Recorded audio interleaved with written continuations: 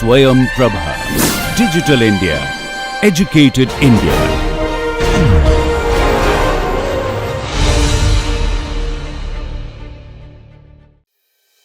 This maritime engineering, as you see, is a very special program which has got multidisciplinary input from mechanical, civil, structural, aerospace, naval architecture, chemical engineering, electrical, electronics, applied mechanics. It's a multidisciplinary program.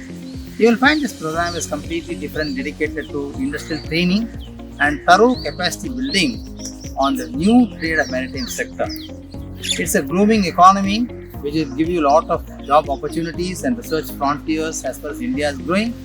And the Blue Corridor effect, which is planned by Government of India, is one of the important mission which requires maritime engineering growth to happen in the country.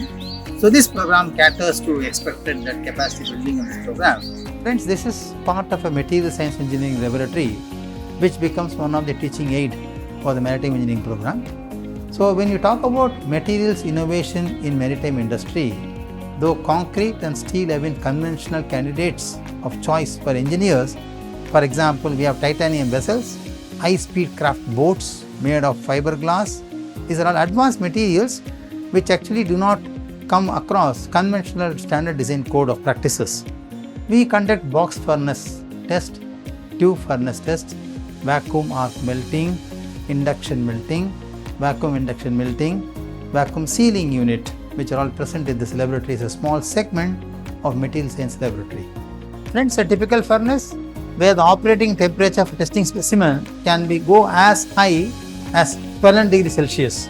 Generally at room temperatures and ambient condition, the mechanical properties will not alter much. As you see in the course lectures, you will notice that strength of the material get degraded when the temperature rises beyond 600. Therefore, when you talk about fire resistant design, you must also choose an alloying element such a manner that the strength doesn't degrade beyond 600 degrees Celsius at all. Welcome to the ambience of IIT Gandhinagar Lecture Theatre. This is one of the interesting classrooms where the maritime engineering classes will be conducted. We have got state-of-the-art projection facility and good audio-visual recording systems. Once the lecture is over, you see the system here. We can generate the PDF files of the lecture directly and you can email the PDF files directly to your email IDs. So it's a state-of-the-art facility we have in IIT Gandhinagar where the lectures are lifetime recorded and shared with the students immediately. This is the IIT Gandhinagar library. This has got all collections of books which are referred as the standard textbooks and references for the course and the program. It also has lot of online editions of design code of practices and reference materials and e-collections of various video lectures of international courses and programs related to maritime engineering. We will be taking you around to the advanced material manufacturing units. So you will have state-of-the-art facilities available at IIT Gandhinagar. So welcome to the program to join MTech and PhD at IIT Gandhinagar Maritime Engineering. So please try to enjoy and take the advantage of this to the maximum. Welcome to the program and welcome to IIT Gandhinagar.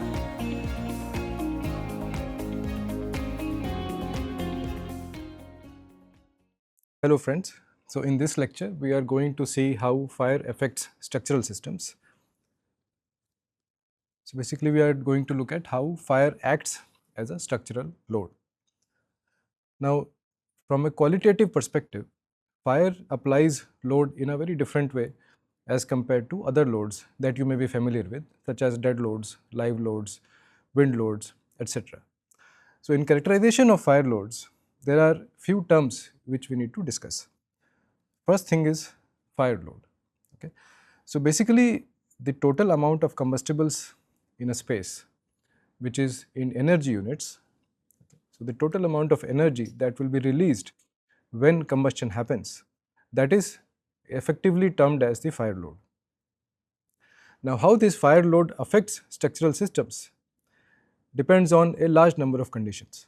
One obviously is the total amount of fire load, which means total amount of energy which is in joules or megajoules, right. Then second is the configuration of the compartment or the building itself. How that affects fire will be whether a fire is fast growing, whether it is slow growing, and how severe it is.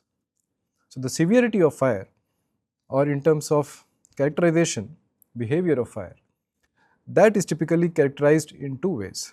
One is called HRR versus time, which stands for heat release rate versus time, and second is a temperature versus time relation. Okay. So here HRR stands for heat release rate.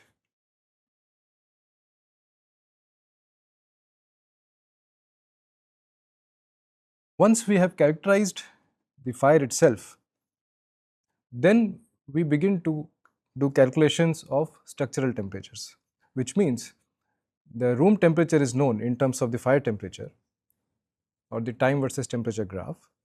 Now using that, we need to be able to calculate the structural temperatures. Okay? And the knowledge about structural temperatures eventually lead us to enable calculation of structural fire ratings. Okay? And we will discuss about how these ratings are defined.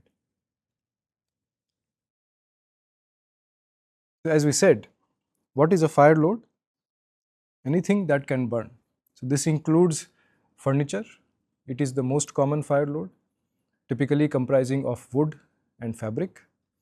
It can comprise also of appliances such as plastic chassis bodies, right, like toasters sometimes. And we said that they are characterized in terms of energy units, which is joules or calories. In the SI system, we typically use joules to measure energy. Okay. However, for a given space, only the absolute amount of energy does not give a complete picture. So for example, we can have 1000 kilojoules of energy, which is located in a very small room of say 3 by 3 meters plan dimensions, and the same amount of fire load, which is 1000 megajoules, it is located in a very large room of say 10 by 10 meters. In both these cases, the severity and intensity will be quite different. Hence, we define another term which is called fire load energy density. It is simply the total energy contents divided by the area. Okay? And this area sometimes is AT, which is the total internal area,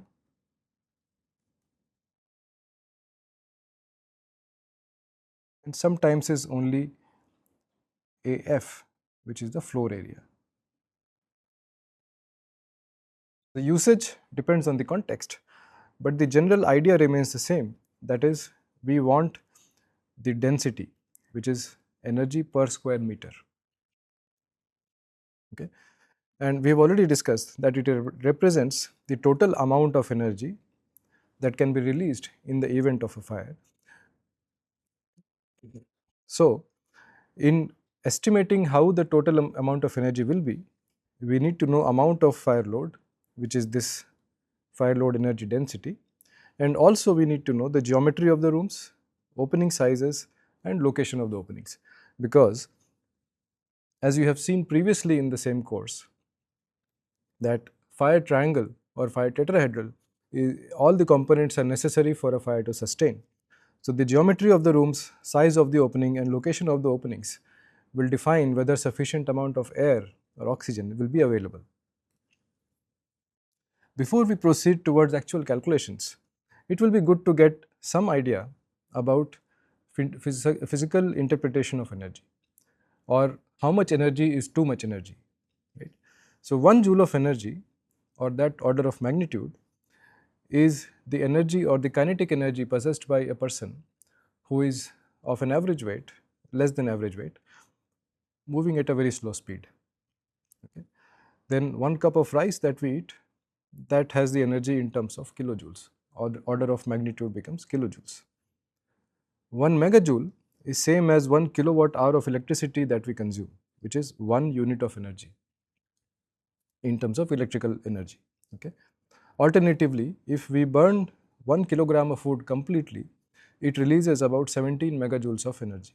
And we will see that this particular quantity, which is the energy released per unit mass, is also called the calorific value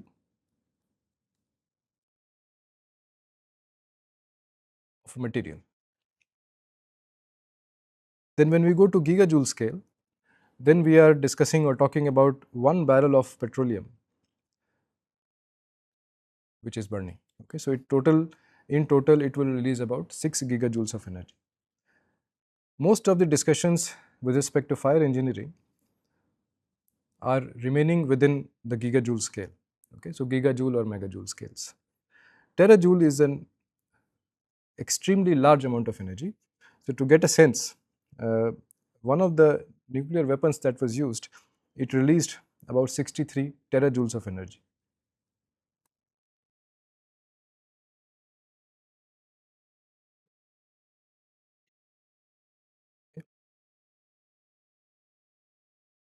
So if m is the mass of a combustible item, okay, and c is the calorific value, then the total energy E can be simply written as m times c. So this is the total amount of energy that will be released when this amount of material is burnt. Okay. And when this total energy is divided by the area of the floor or total internal area, that becomes small e, which is the FLED or the fire load energy density.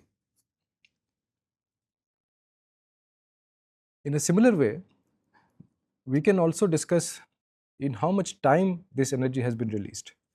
So when we divide the total amount of energy released by the total amount of time it has taken, that is what is called heat release rate or HRR.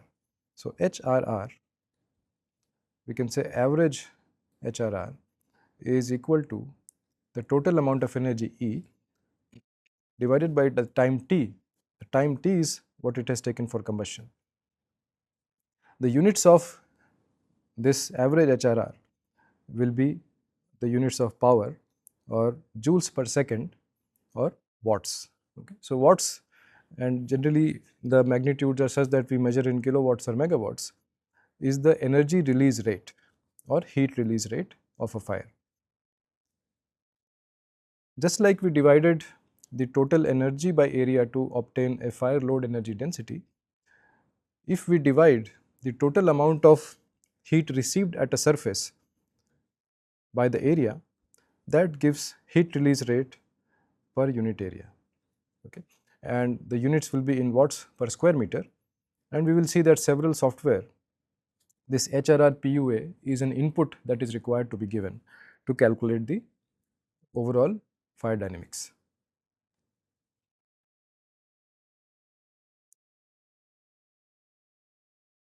Now, the one question one may ask is that from where do we get calorific values of common materials? So most of the building codes, including the National Building Code of India, has tabulated these values. Okay. So this table 9 of NBC part 4 gives calorific values of common materials. So we will see that here one of the columns is materials. Okay. It is classified based on whether it's a solid fuel, is it a hydrocarbon or other common solids or even foodstuffs. Then this column number 3 gives calorific value in megajoules per kg. Okay. So this is column is multiplied by 10 to the power 3 and the unit is given as joules, kilojoules per kg. So effectively this is megajoules per kg. Okay.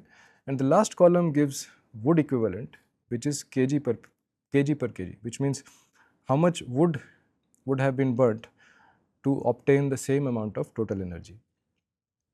So let us look at it from an example. So a storage room has 100 kilogram of cellulosic material which is stored. So cellulosic material is basically wood or paper or materials which contain a lot of cellulose. Okay. Now we want to ask that what is the average HRR, average heat release rate during a fire incident which lasted for say 45 minutes. Okay. So what we are told is this was the amount of cellulosic material available and the total time of burn was 45 minutes. So how much is the average heat release rate?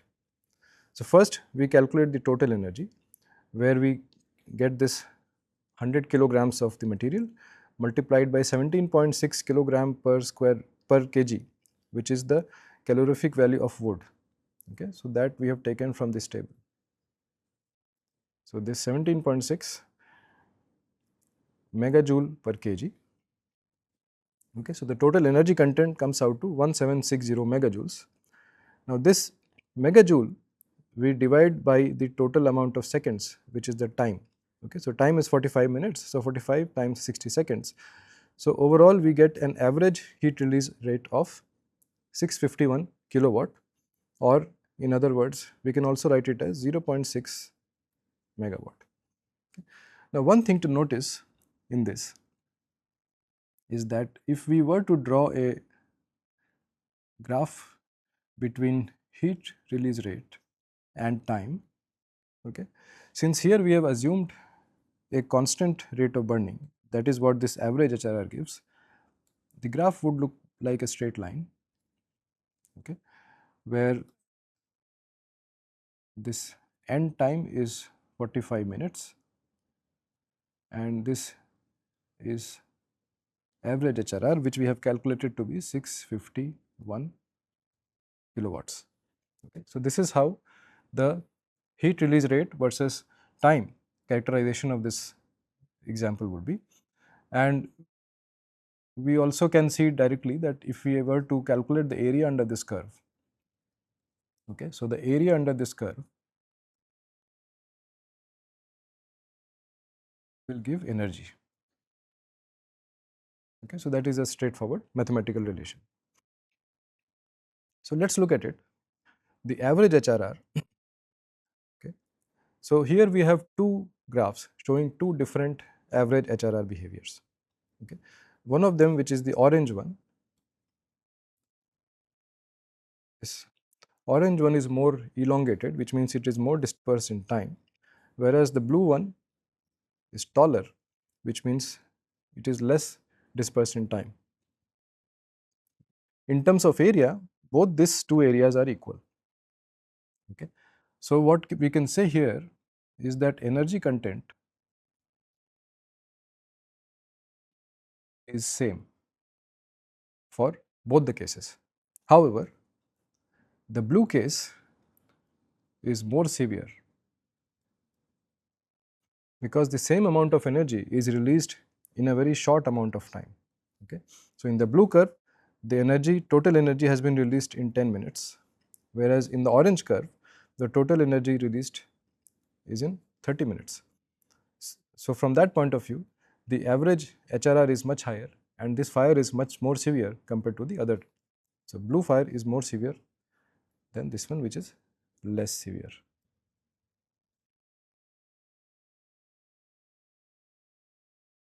Let's look at one more example. This is an example where we have multiple materials. So the previous example considered only a single material. So here a storage room has 10 kilogram of wood. The calorific value is given here. 50 kilogram of gasoline, again calorific value is given, and 60 kilograms of diesel. Okay, these are the three materials which are stored within this storage room. First, we are asked that what is the total energy that can be released during a fire, which means we have to calculate the net energy content. Further, it is asked that if a fire that happens here lasts for 30 minutes, what will be the average HRR? So as earlier, the total energy content will be 10 kilogram of wood multiplied by its calorific value plus 50 kilogram of gasoline multiplied by its calorific value plus 60 kilogram of diesel multiplied by its calorific value. So the total energy content comes out to 435 gigajoules. Now this 435 gigajoules of energy is released in 30 minutes. Hence the Q, which is the average HRR, is 435 gigajoules divided by 30 times 60 seconds. So it comes out to be 241 megawatt. Okay. So we can already see that when we were burning 100 kilogram of wood, the fire severity or the average HRR release was much lower. In this case, since we have added two petroleum products which have a extremely high calorific value, the average HRR has increased drastically. So from here, we can conclude at least that the severity of this particular fire is more than what it would have been in the previous example. So, what we have seen is how to calculate average HRR, but as we saw in the previous slide, just the average does not give us a complete picture. Okay. And the other thing is that it's not that a fire will burn at a constant rate at all the time. So, from that point of view, let's look at a little bit more detail about the time versus heat release rate graphs.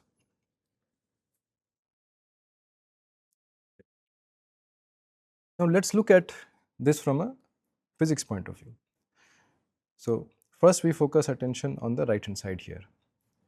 So, during initiation of fire, there is a small flame or a spark that has started, that is say time t equal to t naught, which is the initiation time. At this point in time, assuming that there is no lack of oxygen, the fire will spread on the surface of the item which is burning. It can be a sofa, it can be a table, or any other thing that can burn.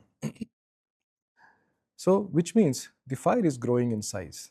Okay. So, the amount of visible flames will increase and the fire is growing, and this phase is called the growth phase.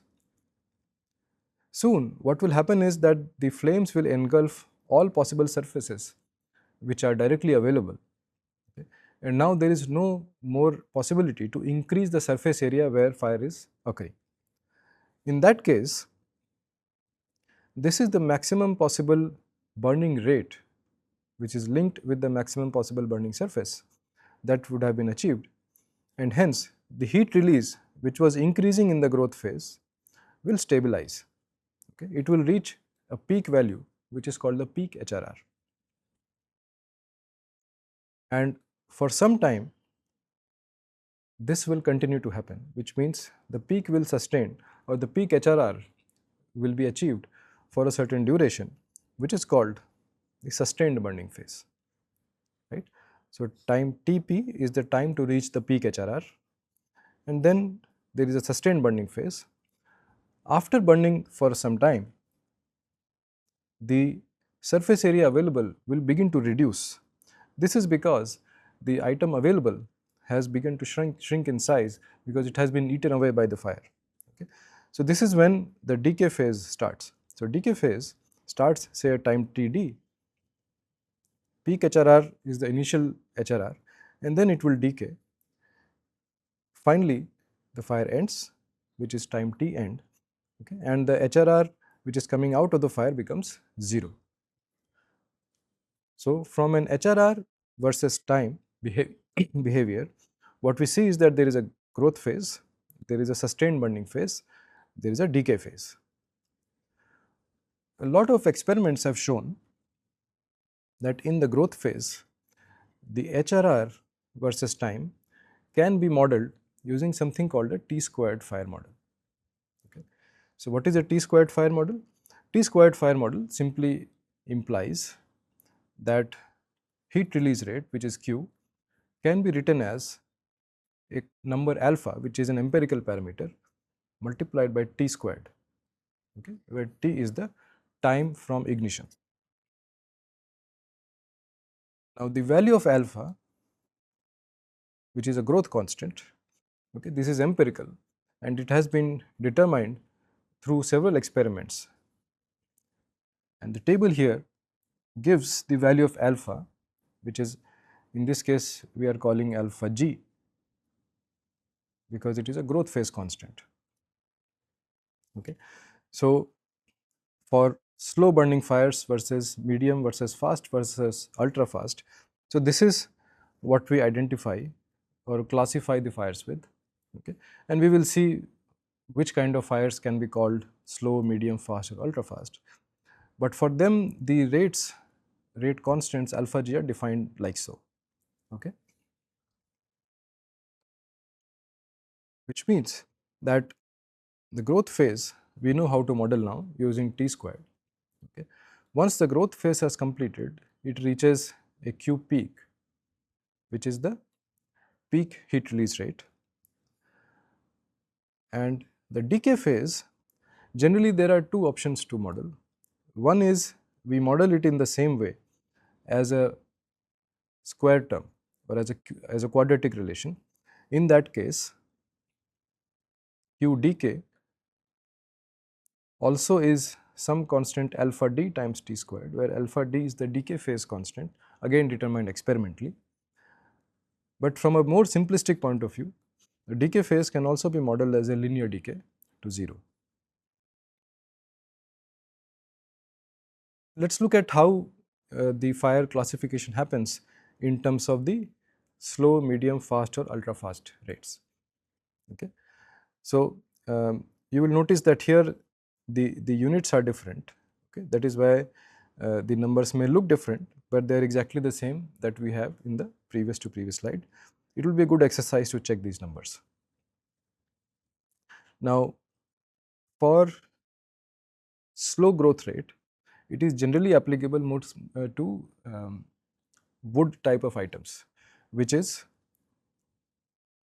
like furniture or paper, so mostly cellulosic material, and these are densely packed wood materials. Densely packed means they are placed close to each other. Okay. That is a slow HRR fire. And on the graph on the right, the lowest graph here, this represents the slow growth rate of a fire. So, on the y axis here we have heat release rate in megawatts, on the x axis we have time in minutes. So, you see that slow growth rate implies that after 1 hour, the peak heat release rate has reached about 30 megawatts. Next is the medium. So, in medium we have solid wood furniture, but also we have a small amount of plastic. Okay. And generally plastic is derived from polymers. Most of them have petrochemical background or origin. Hence, plastics have greater amount of calorific value as compared to wooden items. You may recall that for wooden items, the calorific value was 17 to 19 megajoule per kg, whereas for petroleum products, it was ranging from around 40 megajoules per kg. Okay. So, the medium fire is this one, the red graph here. We will see that medium fire reaches 100 megawatt in just 50 minutes. Okay. Then next one is a fast.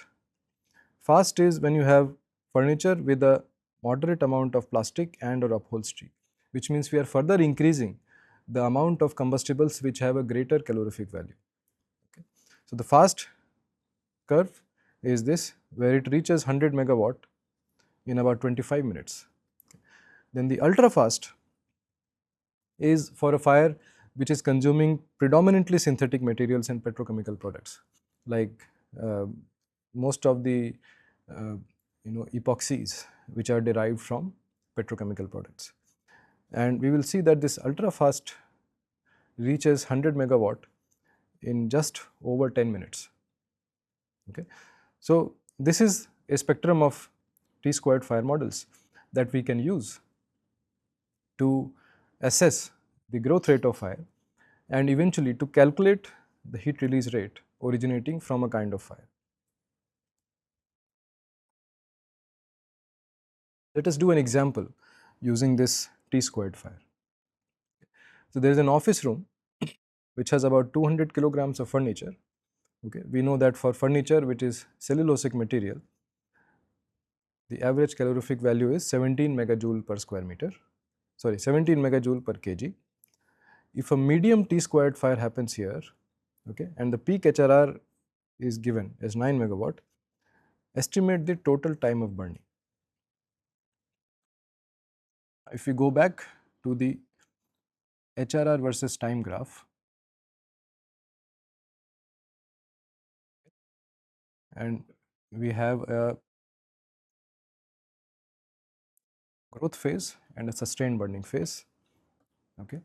Now, what we are given is that this Q peak is 9 megawatts, that is given. We have to find out the total time of burning. Okay.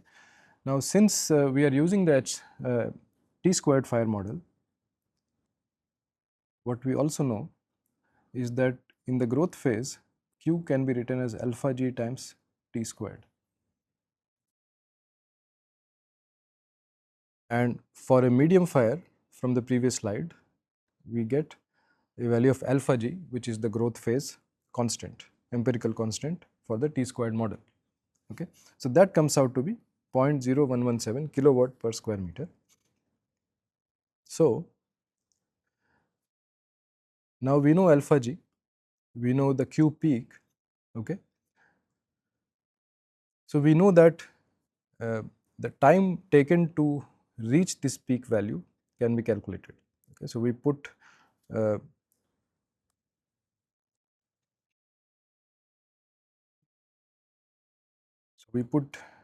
for Tp, Q peak is 9 megawatt divided by alpha g, which is 0.0117 kilowatt per second square root. So when we calculate this, we get 877 seconds. So we know that 877 seconds is the time to reach 9 megawatt for a medium fire. Okay. Next thing, we would like to calculate the energy released during the peak phase, during the growth phase. Okay. Now this energy is simply the area under this curve, which is the shaded area, and we know that for a parabola the area would be this Qp Tp by 3. Okay. Qp times, this is Tp time to peak, this is Qp, alright. So the total area that we get, or the total energy that we get, is 2631 megajoules. Okay. Now this 2631 megajoules is less than the actual total content of the room. Okay. So the total energy content of the room is 200 multiplied by 17, which is 3400 megajoules. So what we also know now is that during the growth phase, the entire energy content of the room would not have been finished. Hence, the fire will continue to the sustained burning phase. Okay. So the fire will continue to the sustained burning phase. And we also know that the energy available for the sustained burning phase is 3400 minus 2631. Okay. So that if we divide by the average HRR after that, which is this peak one, okay, so that will give us the total time of burn. So total time of burn will be time to reach the peak, which is 877 seconds, plus time of sustained burning. Okay. So overall it comes out to 16 minutes. What we have assumed here is that the decay phase is sudden. Okay. So there is no linear or quadratic. Okay. What we have assumed is growth phase, sustained burning phase, and decay is sudden. Okay. If we want a more accurate model, we can also consider the decay phase as linear or as quadratic, as we discussed earlier. However, from a design point of view, this particular assumption is on a conservative side because it gives a more severe fire as compared to a slow decay.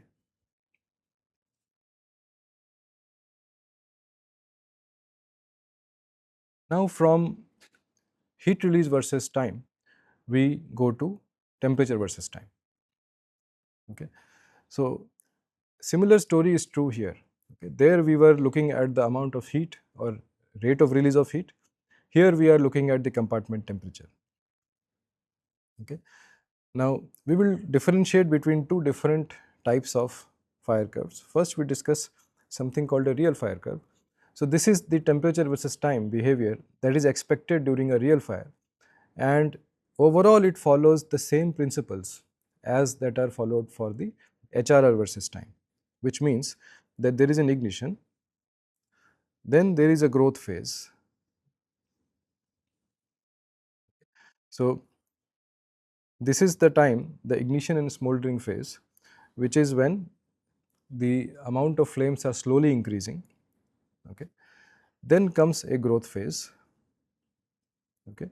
The growth phase can be very steep, which means very fast, or slow depending on the placement of the combustibles and also depending on the nature of combustibles, nature of openings, etc. Then there is a sustained burning phase, which is when temperatures would stabilize, okay, to say 800, 900, 1000 degrees Celsius depending on the situation. And then once the combustibles are finished or the oxygen supply is no longer available, there will be a decay phase. Okay. So this is a natural fire curve which will have ignition and smoldering, growth, sustained burning and decay. Most of the life safety operations needs to be finished within the ignition and smoldering phase, because if people are not evacuated after the growth phase, the temperatures become too high that the conditions become untenable for people. So if fire alarms and sprinklers, they need to operate during this phase. Fire extinguishers, if someone is trying to use, it has to be done here. Calls to the fire stations need to be made here. Evacuation, very high priority, has to happen as soon as possible, sometimes also called the golden period after a fire. Right. Compartmentation strategies, this is something we will discuss more about later. That will have to begin to become effective at this point in time. And ideally, firefighting should also start around this time, because the greater is the size of a fire, the more difficult it becomes to tackle for firefighters. Okay. And somewhere here, after the initial smoldering, the growth phase in most of the compartment fires can be very steep, okay, which means in a very short amount of time, the temperature rise will be quite high. Okay. So if such an event happens, this event from a compartment fire perspective is also called flashover.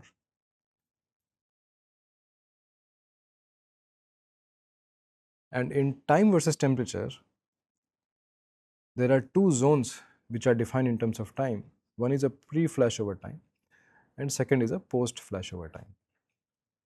Okay.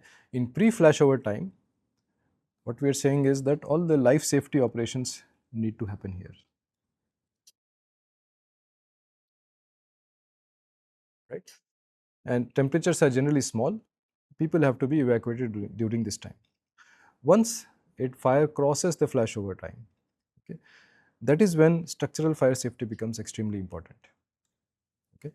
During the pre-flashover, temperatures are generally not high enough for structural members to take any serious damage. However, in the post-flashover regime, the structural fire safety becomes important, and this is where another standard fire curve is defined.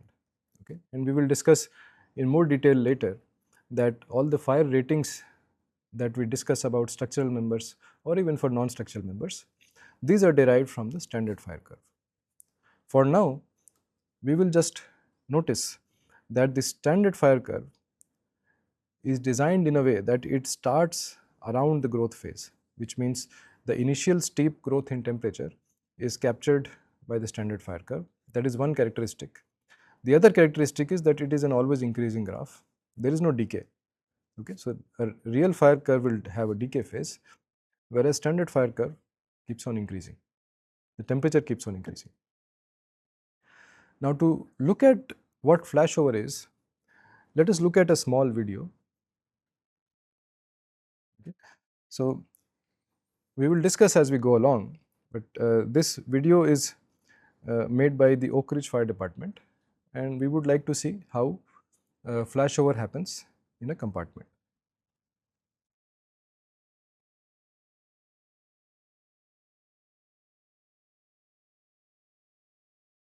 So, here we have a compartment where a fire has been ignited at one of the corners. You will see a small flame. Okay, this is the initial ignition and smoldering phase of a fire. This is where temperature as well as the heat release rate is very gradually rising. And as of now, the mode of spread of fire is by proximity, which means if an item is close to a flame, it will begin to catch fire. Okay. So the fire was incidented or initialized at the edge there was a waste basket, that is where the fire was started. So the first items that will continue the fire or that will catch the fire next will be the two sofas or the couches which are kept next to the fire.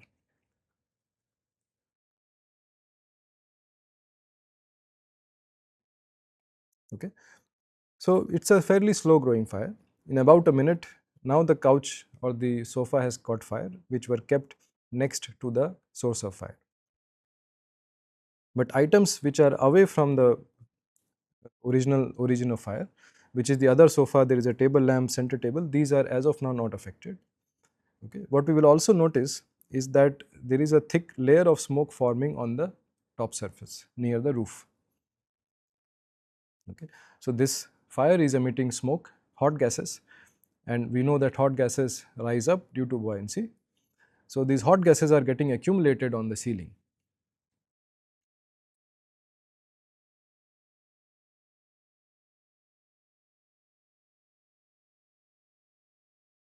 And as more and more hot gases are released, we will see that there is a layer of the thickness of a layer of smoke layer forms. Okay. Smoke also begins to go out. But now you can visually see that there is a smoke layer on top and a clear zone on the bottom. Okay. So from the top, hot layer and smoke is going out. From the bottom, fresh air is coming in. For the initial part of a fire, this can be seen as a two-zone fire, where one zone is the smoke layer, hot gases going out. The other zone is the free zone below, from where fresh air is coming in. Okay. And the line that visually separates these two, this is sometimes called a neutral plane. Okay, because below the neutral plane, pressure is going inside, and from the above it is outside. Now you will see that some fumes are coming out of the sofa. Okay. And eventually the hot gases and the smoke that is trapped on the ceiling, okay, that begins to radiate energy all over, and suddenly the entire room catches fire. Okay. So this instant when the entire room catches fire, this is what is called flashover, and it can happen extremely suddenly.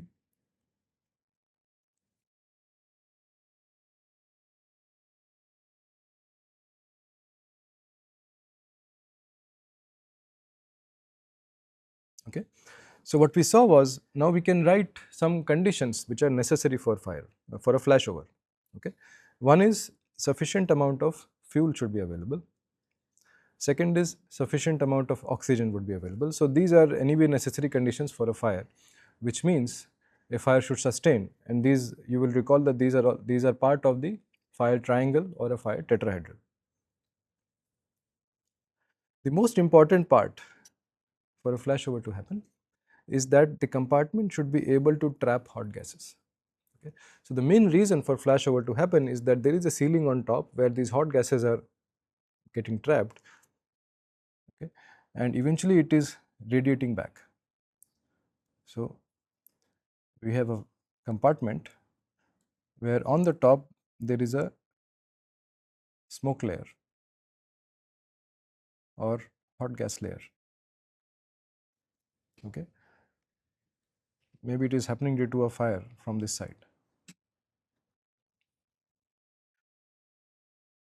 What happens with time is that this gas layer gets hot enough that it begins to radiate heat throughout the room. Due to this, the other items which may have been there, they get heated beyond their ignition temperature, and suddenly the entire room catches fire. Okay. And this instant or this short amount of time during which a localized fire becomes a full room fire, that is what is called a flashover. So one of the necessary conditions for flashover is that compartment should be able to trap hot gases. Geometry of the compartment also plays an equally important role. So if geometry is such that hot gases are not able to radiate back, or there is a mechanism to transport these hot gases outside, okay, in that case again flashover becomes less likely. So for single compartments, Thomas did a lot of experiments during the 70s and came up with an empirical relation for critical heat flux or critical heat release rate, okay, purely based on geometrical parameters. And the idea is that if the expected HRR is greater than this Q flashover which is coming from this criteria, okay, then one can expect that a flashover will take place in the compartment, okay, and hence the firefighting or fire mitigation strategies have to be planned accordingly. And the beauty of this relation is that it is very simple, it has only geometrical parameters, okay. And here AT is the total internal area of the room, okay. AV is the area of the opening or the vent, and HV is the size of the opening. Okay. We will understand this in better detail through an example shortly. One thing which is also worth noting here is that something called ventilation factor, which is defined as AV times square root of H divided by AT, which in a way is appearing here. Okay. This is a very important factor from a compartment fire point of view, as most of the heat release rates can be linked directly with the ventilation factor. Okay. And since this is an empirical relation, on the right hand side we have everything given in the units of meter or meter square, and the flashover HRR that comes out in the units of megawatts. Now let us look at this example for flashover in a compartment.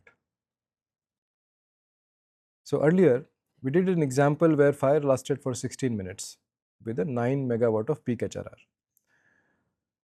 Now if we say that that kind of fire happens in the compartment which is shown here, we need to estimate whether a flashover will take place or not. Okay. Okay. So let's start with the compartment dimensions. We have compartment length, breadth and height which is given. So 4 meters, 3 meters, 3 meters.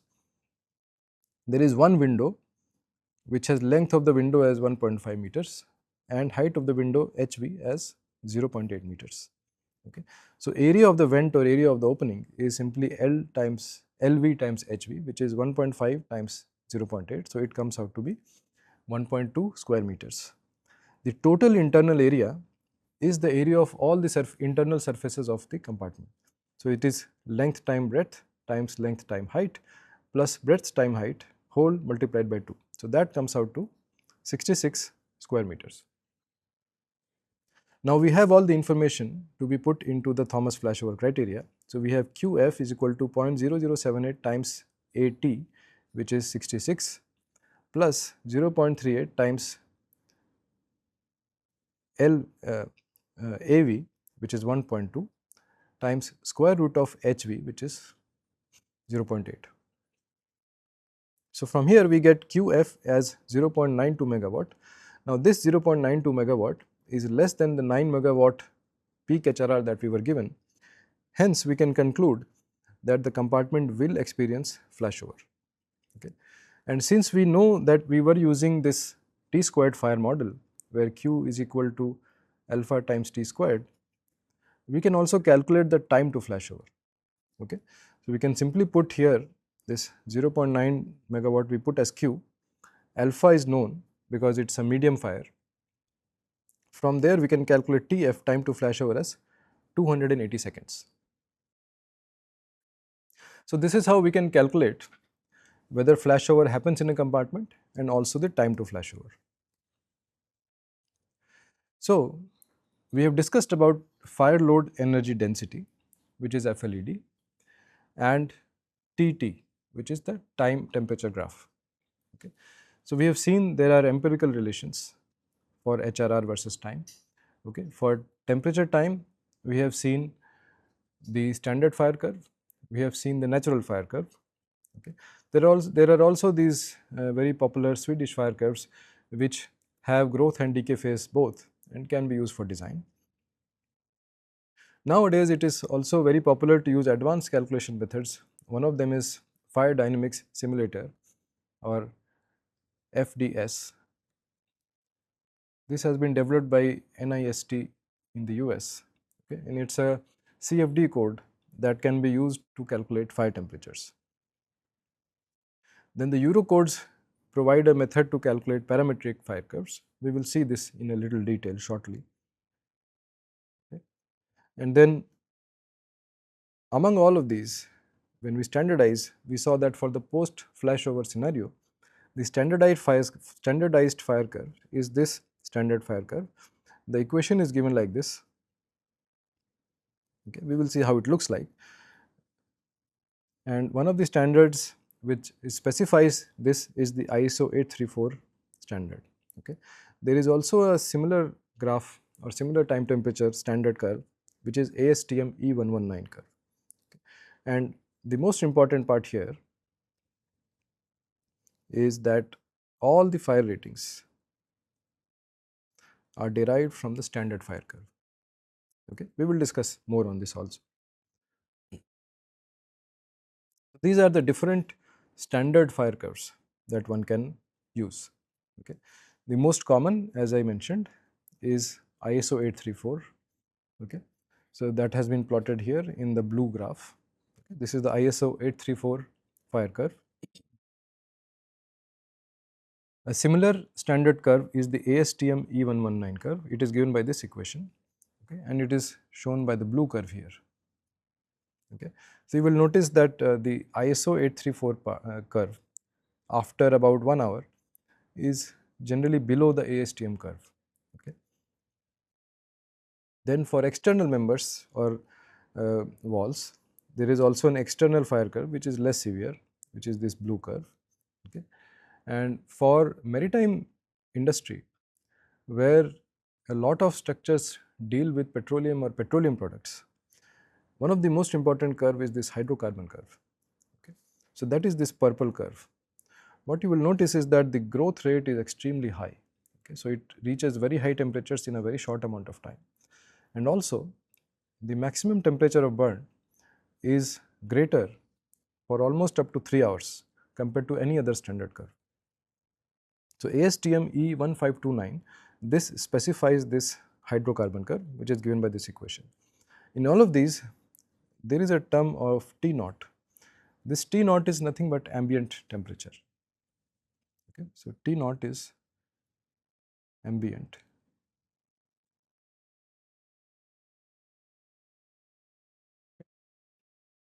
And generally this ISO 834 has defined this ambient temperatures as 20 degrees Celsius. However, we can take it as per our requirement.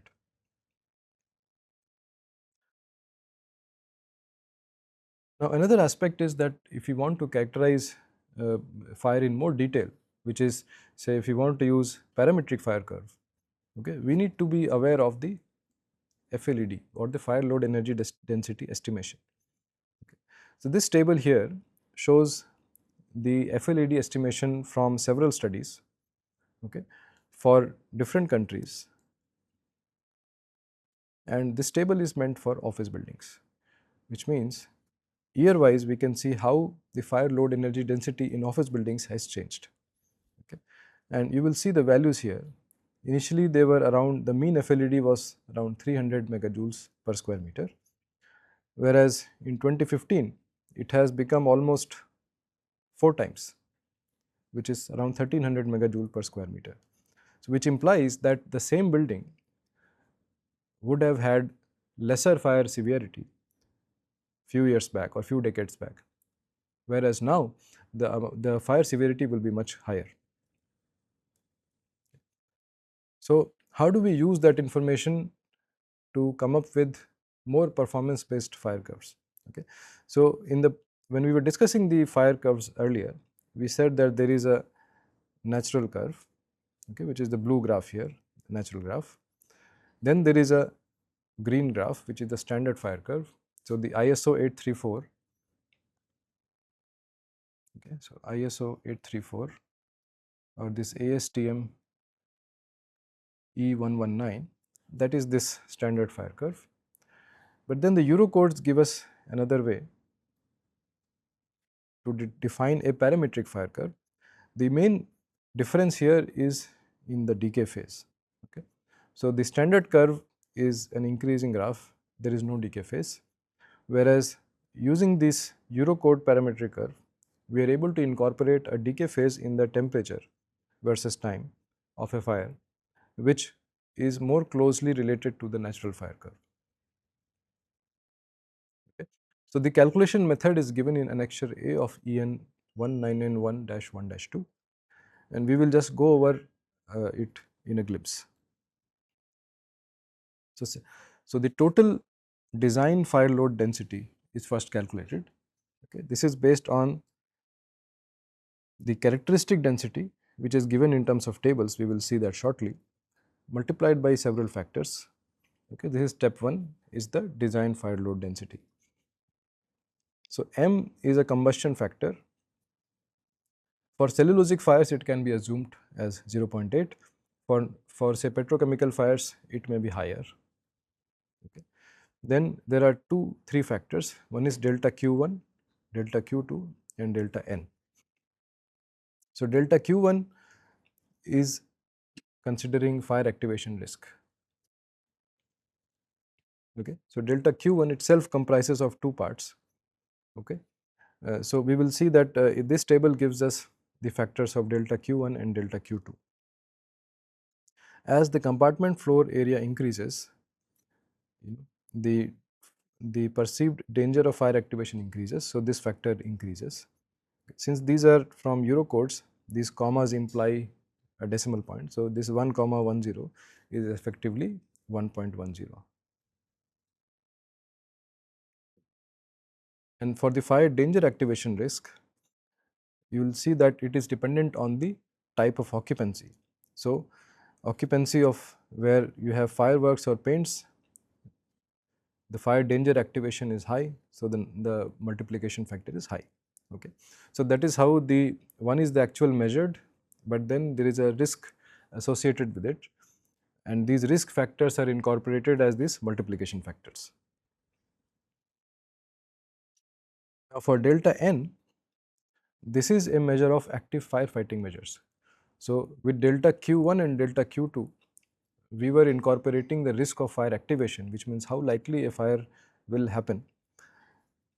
Delta N incorporates how likely a fire will be suppressed during the initial phases, because there is a fire fighting system. Okay. So, for example, if we have automatic water based fire extinguishing system, the value of delta N1 will be 0.61.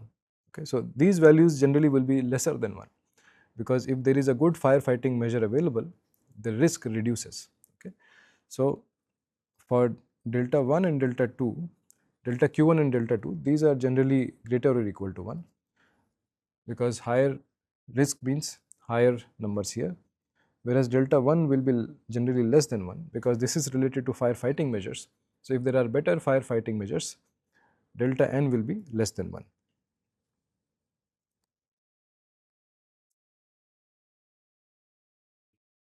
Now, the last parameter we have to discuss is QFK, okay, which is the characteristic fire load density.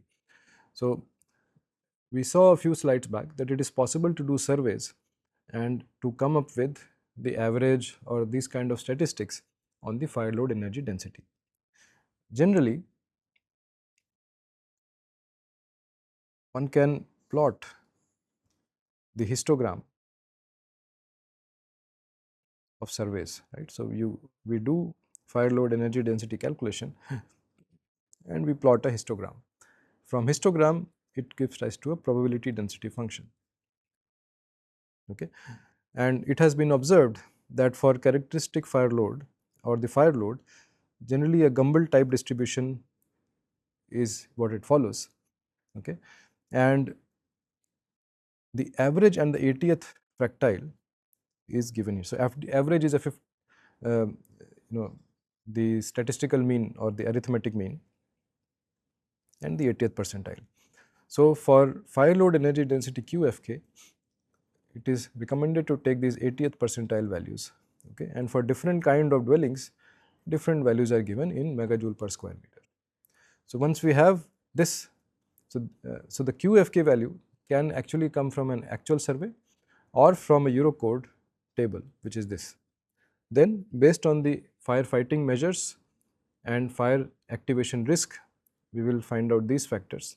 So that gives us the total design fire load. This is total design FLED. Step 2 is heating phase calculations. So if you recall, in parametric fire curve, we are trying to develop time versus temperature graph. There is a heating phase, there is a decay phase or a cooling phase. So step 2, we are doing heating phase calculations.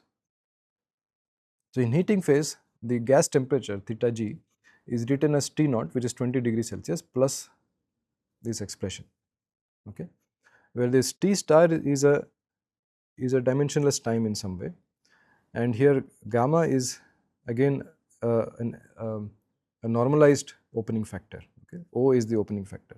So O is the opening factor that we discussed earlier, and other terms are similar, right? So AV is the total area of vertical openings that we already saw earlier. H equivalent is the weighted average of window height. So if you have multiple windows of different heights, it is an average. Okay, and AT is the total area of all enclosures, wall, ceiling and floor, including openings. Okay, so we don't have to discount the openings in this total area because that is being considered in AV. Okay. And it is possible to show that when this gamma is equal to 1, in that case, this equation corresponds to a standard fire curve, which means in that case the heating phase temperature will be same as that given by a standard curve.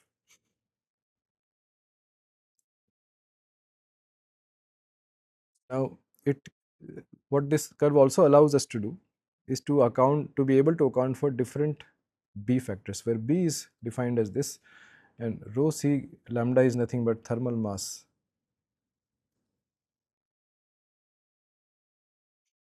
So the thermal mass can be calculated, thermal property of all the enclosure of walls. So it will depend on the material of the wall, thickness of the wall, etc.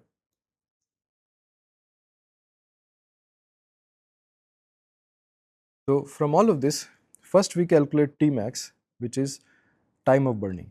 Okay, so time up to which heating phase will be there. So that is what this T max is. Now T max, depending on the opening factor, will be either T limit, which is if the fire is fuel controlled, or equal to this value, which is if the fire is ventilation controlled. So if we have opening sizes which are large enough such that enough oxygen and air supply can be ensured throughout the burning duration, then it is a fuel controlled fire, which means the growth and decay of the fire will be governed by how fast and how much fuel can burn.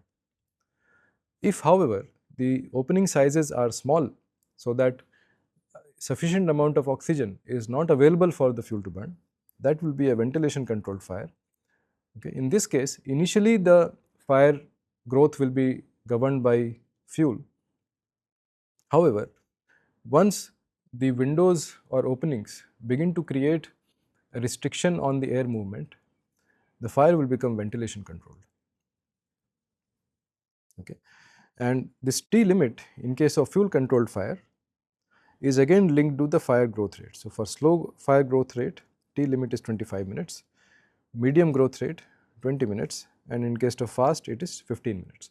So like this we can calculate. Now this should be step 3. So step 3 is cooling phase calculations. Okay. So what we have calculated so far is we have calculated this theta G and we have also calculated T max. Okay. T max is the time up to which growth happens. After this, decay will be there, and the Eurocode parametric graph, parametric fire, models decay as a linear decay, okay, not as a quadratic decay. Now, depending on the value of this T max star, there are different expressions for the decay phase, but based on that, it is possible to calculate. Okay. So please try out an example yourself of calculating this. I will show you the results of some simulations that were done here. Okay. So, for different FLED values ranging from 742 to 3000 megajoule per square meter, different parametric curves were derived. And the other variable here is the opening factor. So, one variable is the FLED, one variable is the opening factor. And these graphs here are plotted with respect to the standard curve. So, the red one is the ISO 834 fire and the blue one is the ASTM E119 fire. Okay. So, we can see some simple differences. So, one is that, say, if we consider this 742 megajoule per square meter fire. Okay. So, when the opening factor is 0.036 versus double of that, which is around 0.68. Okay. So, when opening factor is small, the maximum temperature reached is small. When the opening factor is large, maximum temperature reached is also large. Okay. So, if enough fuel is available, smaller opening factor implies a ventilation controlled fire, and hence the temperature, heat release, and hence the temperature is limited by that. Whereas if sufficient oxygen is available, the fuel achieves its full potential in terms of heat release, and similarly the temperature increases. This is a similar sort of calculation for a different set. Okay. So, this one is for, say, office buildings, this one is for other type of buildings that were done in this paper. You can have a look. So, finally, what we can conclude is that fire load estimation requires primarily 3 steps. One is a survey. We identify the buildings, classify the occupancy, catalog all the combustible items with different materials. Basically, we create a full inventory of what materials are available. Then we need a way to measure their mass. Okay. It can be through direct weighing if we have a weighing scale.